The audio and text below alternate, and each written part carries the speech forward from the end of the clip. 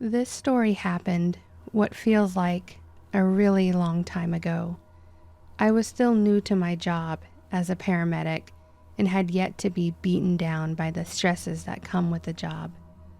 Honestly, it's a good job, but it will wear you down.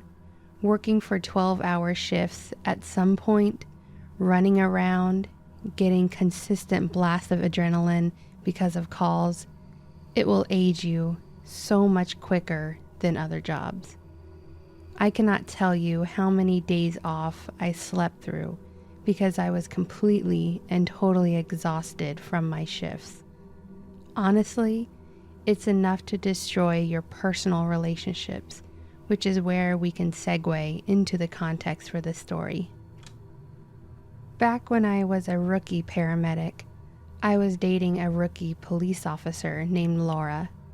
Laura was an incredibly energetic, spry, and fun-loving girl that I genuinely loved, and she was probably one of the nicest people I've met in all my years on this earth. Laura actually joined the force because her father, Paul, was a sergeant in the same department, and he'd been on the force for quite a while. I don't remember how long, but he was pretty well known and well respected throughout our small town. I actually knew Paul from when I was a medic prior to dating Laura. So when I met her and we started dating, it was actually quite the surprise for me when I found out they were related. Regardless, he knew I had a good head on my shoulders and a steady job, so he was okay with us being together.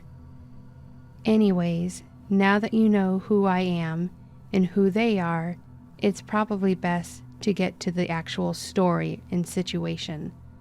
Like most paramedic horror stories, this one isn't one that is scary per se, but it's terrifying in its own right. On the night of this situation, I had been working a full 12 shift and I was tired. I was actually scheduled to be off the next day, so I was ready for it to come to an end. The night had actually been fairly busy, considering it was the middle of the week. I think I had already been on 2 calls in the evening alone, and the other pair had already been sent out twice. And while the calls we had taken weren't that big a deal, it was a lot more than what I was used to having to deal with. Because of this, I was hopeful that we would have a silent remainder of the evening, and I would be able to do nothing for the last hour of my shift. I know this sounds lazy, but trust me, when you're running around for 5 or so hours taking care of various things around town, it's enough to make you want to sleep while driving. Of course, that's not how things work in reality, and with around 45 minutes left of an exhausting shift, we get a high priority call. I'm sitting there and listening to the dispatch inform us of the situation as we're getting everything together to get out as quickly as possible. The whole thing was a pretty horrible mess, apparently. We were informed that we were responding to a shots fired, potential injury at a domestic call. The initial call that the officers had taken was one where a woman had called police on her husband because he was drunk and had hit her. This location was actually a frequent call, one that the officers had gone to a number of times, and the situation typically ended in the husband going to jail for a couple days and getting out with a court date. But the wife would not leave him. I know that the cycle of abuse is very real, and these kinds of relationships are really hard to get out of, but it's really painful to see these kinds of things recur like this. Unfortunately, and obviously, this time had gone south. There were shots fired with injury, and obviously, we were headed in that direction as fast as we humanly could. It wasn't close, but we were still making pretty good time overall. It wasn't until we were about halfway there that the call changed from shots fired, potential injury, to shots fired, officer down.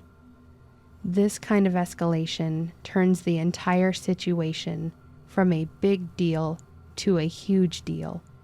We now had an officer that was in need of immediate medical attention and possibly other injuries.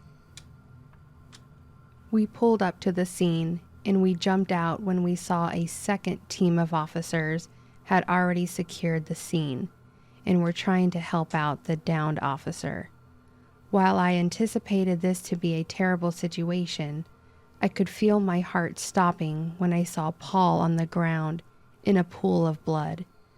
I ran over to him and I started to do everything I could to stop the bleeding, but I knew immediately that there was nothing I could do. He had been shot on the left side of his neck and he was already fading at that point. I remember grabbing his hand and kneeling down and telling the officer to hold pressure. The look in his eyes when he saw me is something that will stick with me until the day I die. It was almost like a glimmer of hope. He knew me, so I think part of him had become relaxed when he saw me approaching. Either he started to think he was going to be okay, or he knew he was a goner, and at that point, he didn't feel alone. Like I said, I tried to keep him there, and we tried to get him into the ambulance while maintaining, but he passed while we were heading to the hospital. Apparently, the call had gone bad within the first few minutes of Paul showing up. The husband was, as the wife had said, drunk and pissed off at the world. When Paul showed up, he expected the whole thing to go as it had gone in the past. The husband would fight for a bit, but would eventually end up in cuffs and in the cell for a day or two. What he didn't expect was that the husband was going to be completely off it and shoot his wife dead while Paul was knocking on the door. From what I was told, this guy murdered his wife. Then when he saw Paul, he shot him from the window, then turned the gun on himself. Talking to Laura was nearly impossible after this whole thing had happened, because there was nothing I could do and I had to just watch him die. I tried to talk to her about it and tell her that he wasn't in pain, and I tried to tell her that he was definitely at peace when it happened, but it didn't do much. I don't blame her for not wanting to hear all the standard statements.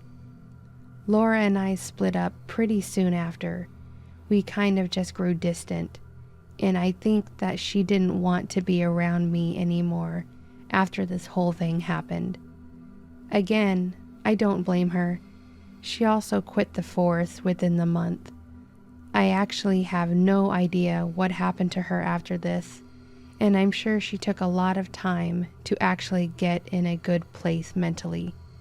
I just hope that if Laura is out there, she is living her life to the best of her ability, and she was able to keep going strong, if not for herself, then for Paul.